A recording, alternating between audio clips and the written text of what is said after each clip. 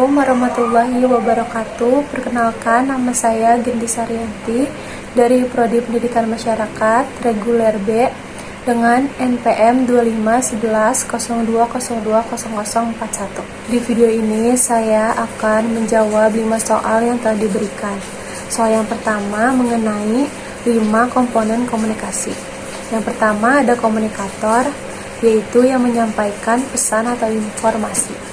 Yang kedua, pesan, informasi yang disampaikan oleh komunikator kepada komunikan.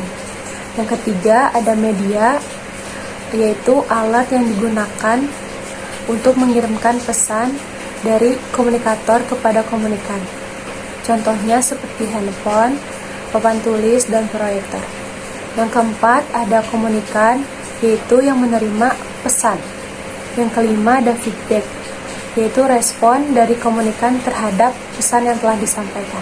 Terapkan dalam konteks pembelajaran yang dimana pendidik menyampaikan materi pembelajaran baru kepada peserta didik.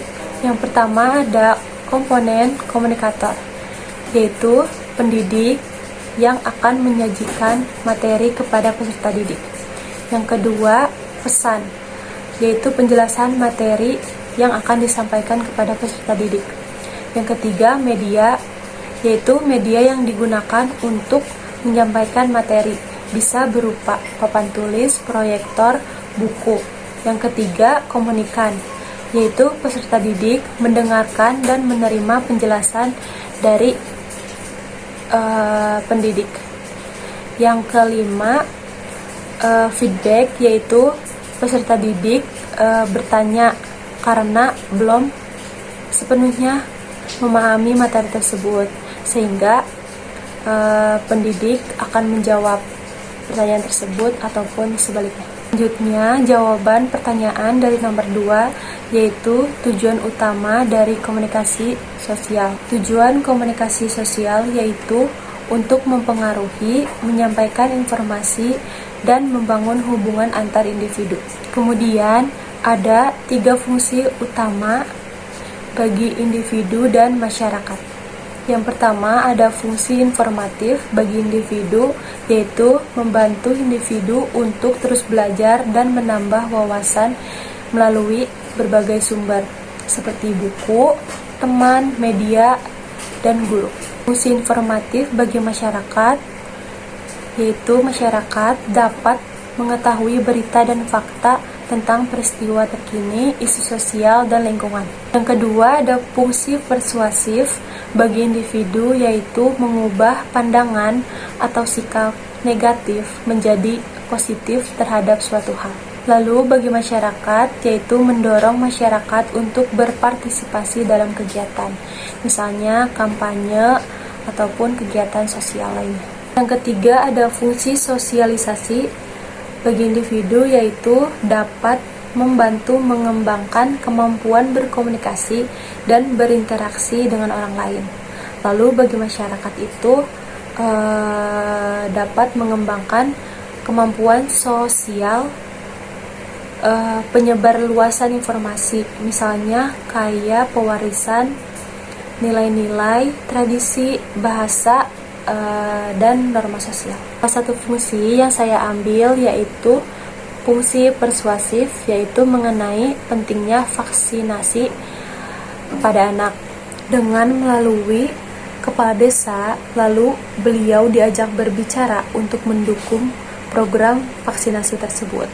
Kemudian petugas kesehatan atau penyuluh dapat menggunakan komunikasi persuasif dengan didukung fakta ilmiah yang mudah dipahami oleh masyarakat mengenai manfaat vaksinasi dan resiko jika anak tidak divaksinasi, sehingga dapat mengurangi rasa takut dan keraguan masyarakat terhadap vaksinasi.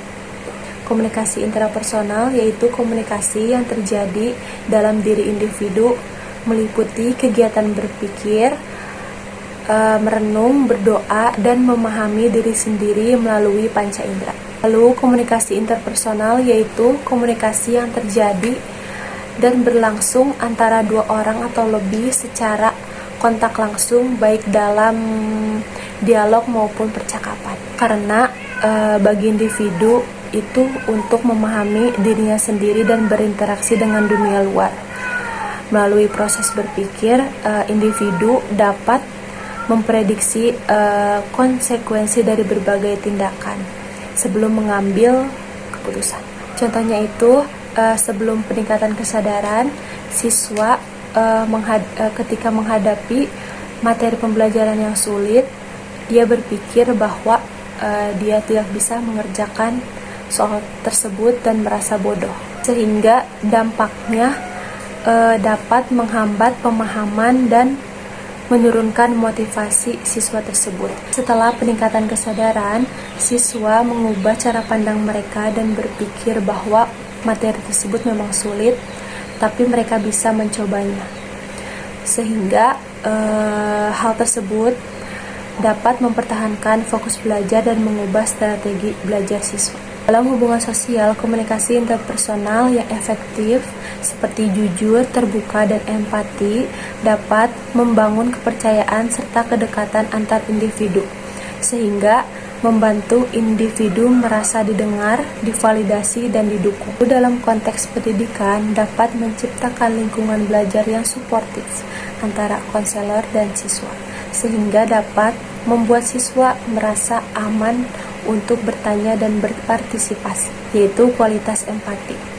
Karena ketika konselor menunjukkan empati, siswa akan merasa dilihat dan divalidasi, sehingga membangun rasa aman dan kepercayaan agar siswa mau terbuka tentang masalah akademiknya. Karakteristik utama komunikasi kelompok yaitu proses komunikasi yang terjadi antara 3 orang atau lebih yang saling terhubung dan berinteraksi satu sama lain untuk mencapai tujuan bersama.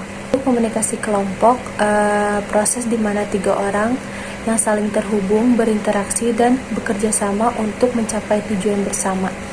Semua orang melibatkan pertukaran informasi, ide, dan biasanya ada peran tertentu untuk mengatur. Sedangkan komunikasi interpersonal itu proses komunikasi 2 orang dengan tujuan untuk memelihara hubungan pribadi untuk akrab. Proses ini bersifat personal dan umpan balik yang cepat dan langsung. Ada peran task leader, yaitu memastikan tugas selesai tepat waktu sesuai deadline. Peran socio-emotional leader, yaitu memastikan kelompok tetap solid, menengahi konflik. Peran information giver, yaitu memastikan tugas menggunakan referensi yang valid. Sekian jawaban yang saya sampaikan mengenai 5 soal yang telah diberikan. Wassalamualaikum warahmatullahi wabarakatuh.